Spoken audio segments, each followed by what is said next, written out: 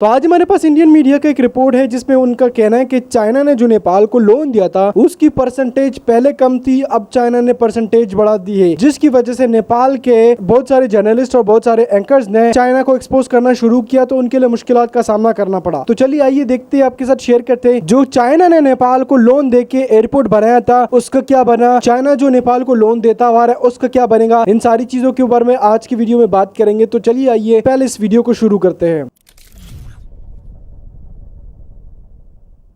नमस्कार and welcome you all to study IQ. मैं हूं प्रशांत धवन। बहुत ही रेयरली देखने को मिलता है कि एक बड़ा देश एक छोटे कंट्री के मीडिया के जर्नलिस्ट को ओपनली थ्रेटन करे और ये कहे कि यू डेयर टू लाई। ये रिसेंटली चाइना के एम्बेसडर ने कहा है to a Nepali journalist. Social media पे ये पोस्ट वायरल हो गई थी। यहाँ पे आप देख पाओगे, do not intimidate me Chinese envoy threatens Nepali journalist over social media post. और इशू क्या है, नेपाल के एक जर्नलिस्ट ने चाइना को एक्सपोज करने की कोशिश करी। नेपाल के एक जर्नलिस्ट ने दुनिया को यह बताने की कोशिश करी कि चाइना अपने लोन की शर्तों को लेकर झूठ बोलता है। जो इंटरेस्ट रेट ये क्लेम करते हैं कि ये चार्ज कर रहे हैं, एक्चुअल जो इंटरेस्ट रेट होता है चाइनीज लोन्स का, ये कई गुना ज्यादा होता है। नाउ ये सारा इशू सरल भाषा में आपको समझाता हूं कि ये प्रॉब्लम क्या है और क्यों इवेंचुअली पॉसिबिलिटी है कि इंडिया को भी यहाँ पर इंटरवेंशन करनी पड़े, जिस तरीके से हमने हम्बनटोटा एयरपोर्ट के केस में करी थी इन श्रीलंका। ना यहाँ पे आप देख पाओगे, ये है एशिया का मैप और ये है हमारा प्यारा भारत, और यहाँ पे आपको दिख जाएगा नेपाल। ना नेपाल का देखिए जो मेन शहर है, जो इनकी कैपिटल है, वो है काठमांडू। मगर इनका एक और बहुत ही इंपॉर्टेंट शहर है पोखरा के नाम से। यहाँ पर एक बहुत ही इंपॉर्टेंट आपको इंटरनेशनल एयरपोर्ट दिखेगा। ये इंटरनेशनल एयरपोर्ट चाइना के लोन से नेपाल ने किया है डेवलप। और आपने काफ़ी बार इस एयरपोर्ट के बारे में मीडिया में सुना होगा। अगर नहीं सुना तो मैं आपको बता दूं, नेपाल के लिए आज के समय ये एयरपोर्ट एक फाइनेंशियल डिजास्टर बन चुका है। चाइना के लोन लेकर ये एयरपोर्ट बना तो दिया, मगर ना यहाँ पर कोई फ्लाइट्स आती है, ना कोई बिजनेस होता है। नेपाल की सरकार को कुछ अर्निंग नहीं हो रही इस एयरपोर्ट से। हालत इतनी खराब हो गई कि रिसेंटली कुछ ही हफ्तों पहले मार्च में देखा गया कि नेपाल ने ऑफिशियली चाइना को ये कहा कि जो पोखरा एयरपोर्ट का लोन आपने दिया था ना मिलियंस ऑफ डॉलर्स का, उसको आप ग्रांट में कन्वर्ट कर दो। मतलब नेपाल ने ये बोला कि उसको छोड़ दो, उसको आप ऐसे करो कि हमने बस गिफ्ट दिया था आपको।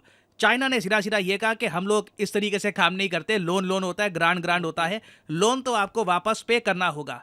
और इस बात को लेकर देखिए नेपाल के मीडिया में, नेपाल की जनता में भी थोड़ी बहुत नाराजगी है कि ये एयरपोर्ट चिपका दिया गया और अब नेपाल की सरकार पे बर्डन बन गया है इस लोन का। और एक बार को यहाँ पे आप कह सकते हैं गलती तो नेपाल की है ना, इतना सारा लोन उठाने की आवश्यकता क्या थी। कई 200 मिलियन से ऊपर का ये लोन है। इतना सारा लोन नेपाल जैसे छोटे देश को नहीं लेना चाहिए था। देखो अगेन, मैं हमेशा कोशिश करता हूं कि आपको दोनों साइड का पर्सपेक्टिव बताऊं। नेपाल के इस केस में ना हमको ये भी देखना होगा कि इनिशियली जब चाइना ने ऑफर दिया नेपाल को कि चलिए हम आपको पैसा देते हैं, चलिए आप ये एयरपोर्ट बनाइए, चाइना का इनिशियल फोरकास्ट था कि 2,80,000 इंटरनेशनल पैसेंजर्स आएंगे 2025 तक। और अभी तक ना, एज ऑफ नाउ, कोई भी इंटरनेशनल फ्लाइट्स ऑपरेट नहीं कर रही इस एयरपोर्ट से। ये एक कंप्लीट डिजास्टर है। मैं नेपाल को कंप्लीटली यहाँ पर ब्लेम नहीं करूंगा कि इन्होंने लोन उठा लिया। इनको सपने दिखाए गए थे, बड़े सपने दिखाए थे। और चाइना जैसी ह्यूज इकोनॉमी का ऑफिशियल आपके देश में आके बताता है कि देखिए 2,80,000 इंटरनेशनल टूरिस्ट, पैसा ही पैसा, आपको सपने दिखाएं। आप एक बार को कहोगे you know what, let's try. एक बार को 2,80,000 ना भी आए, 1.5 लाख भी आ जाए, शुरुआत तो होगी। मगर यहाँ पे देखिए नंबर बिल्कुल जीरो है। और इसी बात को लेकर एक जर्नलिस्ट नेपाल का ये गया सोशल मीडिया पर, और इस जर्नलिस्ट ने ये कहा कि जो पोखरा एयरपोर्ट के लिए लोन दिया गया है चाइना द्वारा नेपाल को, इसकी जो इंटरेस्ट रेट चाइना क्लेम करता है कि 2% है, असल में इसका इंटरेस्ट रेट भी 5% है। मतलब कि जो इंटरनेशनली इंटरेस्ट रेट चल रहे हैं उससे कई गुना ज्यादा पे कर रहा है नेपाल इस एयरपोर्ट के लिए। और ये एयरपोर्ट नेपाल को कुछ दे भी नहीं रहा। देखो हमारे लिए एज इंडियंस हमें लग रहा होगा कि ठीक है, इतना बड़ा अमाउंट नहीं है, $215 मिलियन का लोन लिया, 2% 5% इंटरेस्ट रेट। नेपाल जैसे कंट्री के लिए ये एक बहुत ही बड़ा इशू है। इनके यहाँ काफ़ी डिस्कस किया जाता है ये इशू कि ये एयरपोर्ट इतना बड़ा डिजास्टर कैसे साबित हुआ। तो इस जर्नलिस्ट ने, आप कह लीजिए, चाइना को एक्सपोज करने की कोशिश करी। इस पोस्ट के नीचे जो चाइना के एम्बेसडर हैं टू नेपाल, चेंग सॉन्ग, ये कहते हैं worst lies that I ever saw. इससे ज़्यादा बुरे झूठ इन्होंने अपनी ज़िंदगी में देखे नहीं है, ये क्लेम कर रहे हैं। आगे कहते हैं कि ये सब पब्लिक इन्फॉर्मेशन है कि क्या इंटरेस्ट रेट है, तुम झूठ क्यों बोल रहे हो उसके बारे में। नीचे जो नेपाल के जर्नलिस्ट है वो कहते हैं कि मैं इसके बारे में पब्लिश करूंगा और तुमको दिखाऊंगा मेरे पास क्या प्रूफ है। ये कह रहे हैं कि इनके पास गवर्नमेंट का एविडेंस है और ये अपनी मैगजीन में प्रूव करके दिखाएंगे कि किस तरीके से चाइना का जो एक्चुअल इंटरेस्ट रेट है यहाँ पर ये 5% है। नाउ ये ऑब्वियसली कुछ टाइम बाद अपनी मैगजीन में किसी आर्टिकल में या और तरीके से विद प्रूफ दिखाएंगे कि चाइना किस तरीके से नेपाल की इकोनॉमी को डैमेज कर रहा है। और मैं सोशल मीडिया पर यही बात देख रहा था कि किस तरीके से लोग एक्चुअली चाइना के एम्बेसडर की आलोचना कर रहे थे कि एम्बेसडर डेकोरम में रहो, एक देश का राजदूत किसी और कंट्री के जर्नलिस्ट को ऐसे धमकाता नहीं है। और वो जर्नलिस्ट कर भी क्या रहा है, सिंपली एक इकोनॉमिक जो डील हुई है उसके बारे में वो कह रहा है कि उसके पास करेक्ट इंफॉर्मेशन है कि 2% इंटरेस्ट रेट नहीं था, 5% था। बट इसी बात को लेकर चाइना के एम्बेसडर बहुत ज़्यादा गुस्सा हो गए और यहाँ पे आप देख पाओगे कई लोग कह रहे हैं mister ambassador maintain your boundary. एक और यहाँ पे व्यक्ति है वो कह रहे हैं गॉड डैम वुल्फ वॉरियर। आपको पता होगा चाइना में इनकी सरकार अपने जो एम्बेसडर्स हैं उनको ये कहते हैं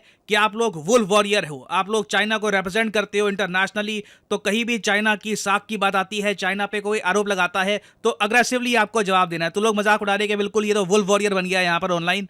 और इस सब के बीच में सबसे ज्यादा अजीब बात पता है क्या है, इवेंचुअली नेपाल इंडिया की तरफ ही देखने वाला है जब एक बार ये एयरपोर्ट का पूरा जो ये फाइनेंशियल बर्डन है नेपाल की सरकार सहन नहीं कर पाएगी। और कितनी अजीब बात है कि इंडिया वो कंट्री जिसका बहुत सारा हिस्सा नेपाल क्लेम करता है, रिसेंटली इनकी जो करेंसी है वहां पर भी इन्होंने अपना जो नया नोट है ये छापने का फैसला कर लिया है। इवन दो एक तरफ चाइना इनसे मोटा इंटरेस्ट रेट वसूल रहा है, दूसरी तरफ इंडिया 1000 करोड़ रुपीस का एड पैकेज अनाउंस करता है नेपाल के लिए जब यहाँ पे अर्थक्वेक आता है। यहाँ पे आप देख पाओगे 2024 का ये आर्टिकल है जनवरी महीने का। यहाँ पे आप देख पाओगे लिखा है India announces 1000 crore aid package to support earthquake affected Nepal.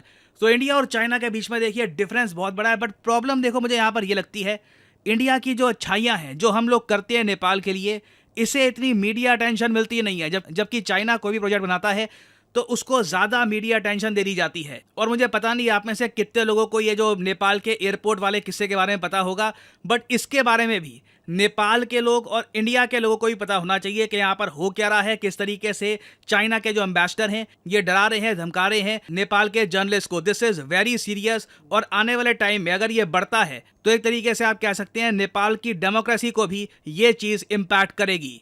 तो यहाँ पर मैं आपसे पूछना चाहूंगा, जो ये एयरपोर्ट वाला केस है इसको लेकर क्या इंडिया को हेल्प करनी चाहिए नेपाल की, या फिर आप मानते हैं कि नहीं अब इस मामले में नेपाल को झेलने दो, जो एयरपोर्ट के साथ होता है वो देखा जाएगा। चाहे चाइना 99 ईयर्स के लिए इस एयरपोर्ट को लीज पर भी ले ले, ये नेपाल का सरदर्द है, नेपाल ही देखेगा। लिखेगा इसके बारे में कमेंट सेक्शन में, मैं जानना चाहूंगा आपका ओपिनियन। ना फाइनली यहाँ पे मैं पूछूंगा एक क्वेश्चन ये है कि हाल ही में किस एशियन कंट्री ने ये कहा है कि ये खुद की एक फ्रेश स्पेस एजेंसी बनाएंगे और ये मार्स ग्रह तक पहुंच जाएंगे, यहाँ पे लैंडिंग करेंगे 2045 तक। इस पर बहुत आर्टिकल पब्लिश हुए हैं।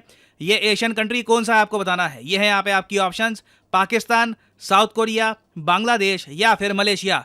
कमेंट सेक्शन में करिए उत्तर। जो लोग सही आंसर देंगे उनकी कमेंट को मैं हार्ट दे दूंगा ताकि बाकी लोग समझ पाएं कि सही उत्तर क्या है। और फाइनली यहाँ पर मैं ये भी ऐड कर दूं कि अगर आप लाइफ में एक बार प्रॉपर्ली यूपीएससी एग्जामिनेशन के लिए प्रिपेयर करना चाहते हैं, आप एक कॉलेज स्टूडेंट हैं, आपके पास टाइम है 2 से 3 साल का, तो आप बिल्कुल परचेज कर सकते हैं स्टडी IQ का फ्लैगशिप यूपीएससी कोर्स। आपको सिंपली क्या करना है, कमेंट सेक्शन में जाइए, यहाँ पे आपको लिंक मिलेगा, इस लिंक पर करिए क्लिक और आपके सामने खुल जाएगा ये पेज। अगर आप मोबाइल फोन पे हैं तो स्टडी IQ की जो ऐप है गूगल प्ले स्टोर से आप डाउनलोड कर सकते हैं और फिर यहाँ पे आप बाय कर सकते हैं स्टडी IQ का यूपीएससी कोर्स, जिसपे यहाँ पे लिखा होगा P2I मतलब के प्रीलिम्स, मेंस, इंटरव्यू, तीनों सेक्शन में स्टडी IQ आपके साथ रहेगा। प्रीलिम्स में आपकी कंप्लीट हेल्प की जाएगी एग्जाम क्लियर करने के लिए। आपने प्रीलिम्स क्लियर कर दिया तो स्टडी IQ आपको इनवाइट करेगा कि आइए दिल्ली, रहिए दिल्ली में। स्टडी IQ आपका खर्चा उठाएगा, मेंस की तैयारी करिए यहाँ पर बैठकर। इंटरव्यू में भी स्टडी IQ हेल्प करेगा। रिसेंटली आपने देखा होगा हमने बहुत सारी टेस्टिमोनियल वीडियोस भी करी है अपलोड।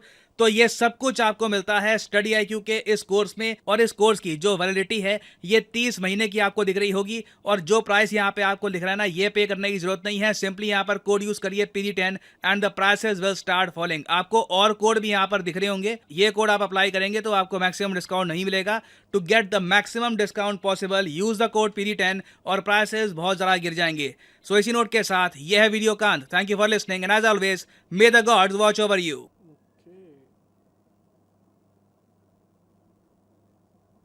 तो रिसेंटली टाइम में हमने आपके साथ कई सारे ऐसे रिपोर्ट शेयर किए और ऐसी रिपोर्ट में आपको बताया है कि चाइना ने जो नेपाल को लोन दिया है वो काफी ज्यादा लोन दिया है। उसमें पहले इंटरेस्ट रेट जो था वो पहले कम था, अब ज्यादा हो गया है। अब इसमें क्या हो रहा है कि नेपाल और चाइना के बीच में थोड़ी सी तलकलामी या थोड़ी सी प्रॉब्लम्स क्रिएट हो रहे हैं, जिससे हमें लग रहा है कि इंडिया और चाइना के बीच में थोड़े से प्रॉब्लम क्रिएट होंगे, ना सिर्फ पूरे नेपाल और चाइना के बल्कि सिर्फ उन फैक्ट्रीज या उन कंपनीज के साथ जिन्होंने ये लोन दिया है, जिन्होंने ये कंस्ट्रक्शन की है। क्योंकि इस एयरपोर्ट जो नेपाल में पोखरा इंटरनेशनल एयरपोर्ट बनाए हैं, जनवरी में तकरीबन 1.5 साल हो गया है, जून में तकरीबन 1.5 साल हो गया है इस एयरपोर्ट को, और अभी तक इस एयरपोर्ट से कोई भी फायदा नेपाल को नहीं हुआ। और नेपाल चाहता है कि इसको बेहतर से बेहतर बनाया जाए ताकि आने वाले वक्त में नेपाल जो है वो इस एयरपोर्ट को यूज कर सके। उधर से इंडिया भी इनको जो है वो एयर रूट नहीं दे रहा, जिससे नेपाल के इस एयरपोर्ट से नेपाल के लिए काफी ज्यादा प्रॉब्लम्स बन रही है। हम यही चाहते हैं कि नेपाल जो है ना वो इस एयरपोर्ट से काफी ज्यादा फायदा उठा सके, बट नेपाल के लिए प्रॉब्लम्स काफी ज्यादा क्रिएट हो रही है और नेपाल इससे ज्यादा फायदा नहीं उठा पा रहा। आप सबको पता है कि नेपाल जो है वो एक छोटा सा कंट्री है और यहाँ पे सिर्फ लोग घूमने फिरने के लिए आते हैं। तो घूमने फिरने के हवाले से नेपाल इस मुल्क को बेहतर बनाने के लिए नए से नए एयरपोर्ट बनाने जा रहा था ताकि पोखरा में भी डायरेक्ट इंटरनेशनल फ्लाइट आ सके, बट वो चाइना ने ऐसा एयरपोर्ट बना के दिया। पहले कंफर्म कर लेता इंडिया से कि भाई आप एयर रूट दोगे या नहीं दोगे, उसके बाद अगर कंस्ट्रक्शन करते तो फिर नेपाल के लिए प्रॉब्लम नहीं होती। अब एयरपोर्ट भी बन गया, अब कंस्ट्रक्शन भी हो गई, सब चीजें हो गई, अब इंडिया इनको एयर रूट नहीं दे रहा, जिससे इंडिया नेपाल के बीच में भी थोड़ी प्रॉब्लम्स क्रिएट हो रही है। और ऊपर से नेपाल के लिए प्रॉब्लम ये हो रही है कि नेपाल में फ्लाइट्स नहीं आ रही, लोन आ गया, अब लोन के ऊपर इंटरेस्ट हो रहा है, अब वो इंटरेस्ट डबल से ट्रिपल के ऊपर जा रहा है। तो नेपाल के लिए यहाँ पे भी काफी ज्यादा प्रॉब्लम्स बन रही है। तो उम्मीद करेंगे कि आने वाले दिनों में ये प्रॉब्लम्स खत्म हो सकती है।